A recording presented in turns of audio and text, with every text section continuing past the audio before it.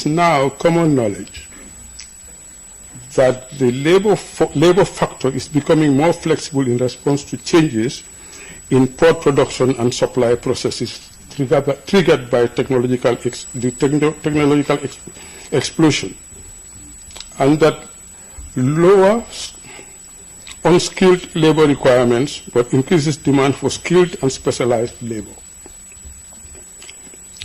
Ports that have not adopted their administrative and institutional framework to these conditions would find it very difficult, if not impossible, to survive the competitive environment.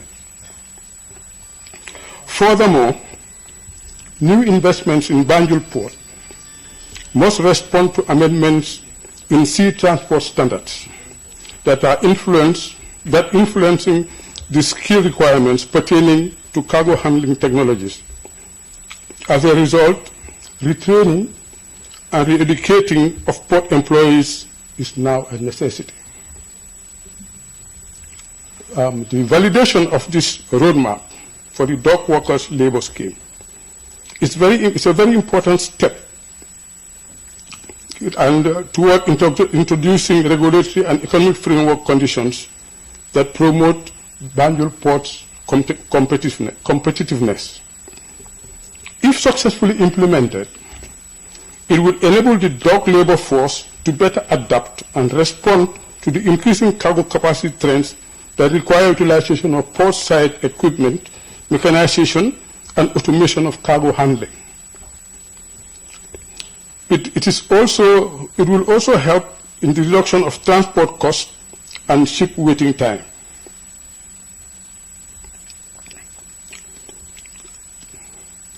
The implementation of the roadmap will also enable Gambian dock workers to act with a high degree of autonomy and entrepreneurial mindset compared to the past, and take more responsibility for the expected benefits from savings, employee safety, and environmental protection.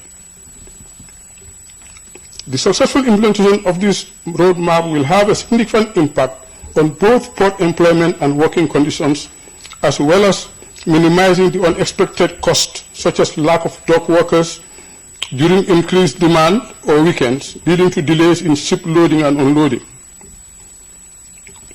From the shipping company's point of view, and complaints I have received as chairman,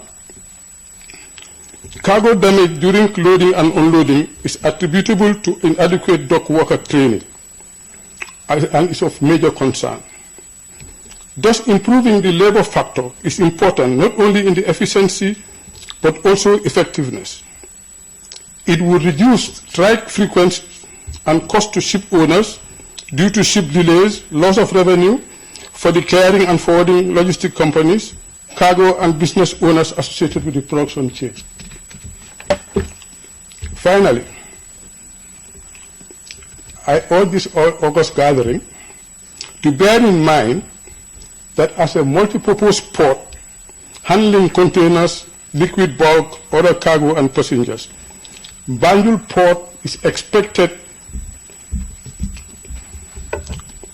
to compete and satisfy demand with global characteristics, to address international market and fulfill the needs of transport systems that bear feature requirements that span outside national limits. We must understand that the services we produce and supply within an open competitive market can only be governed by global regulations, and for the Gambia to become harmonized, also regulations must be taken into account in the implementation of this roadmap. Thus, this roadmap is intended to ensure that the production and supply of port services is conducted in an open and competitive market for the mutual benefit of all port stakeholders, constituent groups, and to prevent unfair competition. I thank you all for participating in this workshop and hope that you will look at the issues holistically and ensure that the interests of all stakeholders are safeguarded.